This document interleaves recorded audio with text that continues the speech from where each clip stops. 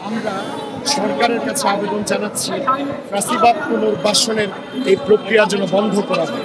যারা হত্যা, গুম, নির্যাতনের সাথে যুক্ত ছিল তাদের বিচার যেন এই বাংলার অতি দ্রুত সম্পন্ন করা হয়।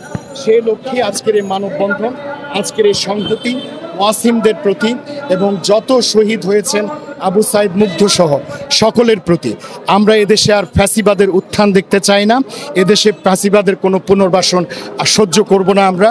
যতক্ষণ পর্যন্ত ফ্যাসিবাদ শিকড় সহ উৎপাটিত না হচ্ছে ততক্ষণ পর্যন্ত আমাদের সংগ্রাম চলতে থাকবে। মানবতা বিরোধী মাফিয়া, খুনি, আওয়ামী বাকশালী শেখ হাসিনার বিরুদ্ধে লড়াই করতে গিয়ে অকাতরে নিজের জীবন বলিদান করেছেন তাদের প্রত্যেকটি শহীদের স্মরণে আজকে আমরা মানববন্ধন করি।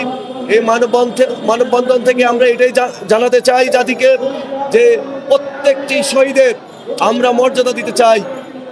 এই আন্দোলনে ছাত্র জনতার যারাই যেখানে শহীদ হয়েছেন, যারাই যেখানে আত্মহত্যা দিয়েছেন, আত্মবলিদান করেছেন, পঙ্গুত্ব বরণ করেছেন, আমরা প্রত্যেকটি শহীদের সমমর্যাদা এবং যারা আহত হয়েছেন তাদের সবাইকে সমবেদনা এবং সুচিকিৎসার জন্য প্রয়োজনীয় প্রত্যেকের সুচিকিৎসার জন্য আমরা প্রয়োজনীয় ব্যবস্থা নিতে হবে।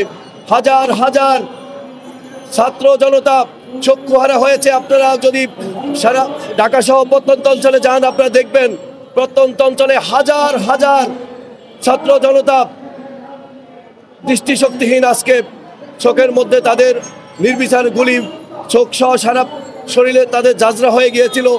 চোখে যে বুলেটগুলো ঢুকেছিল সেগুলো কারণে তারা দৃষ্টিশক্তিহীন। আজকে আমরা সমগ্র জাতির কাছে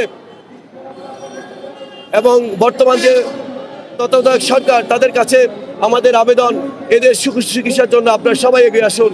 আমরা আপনাদের সাথে থাকবো ইনশাল্লাহ।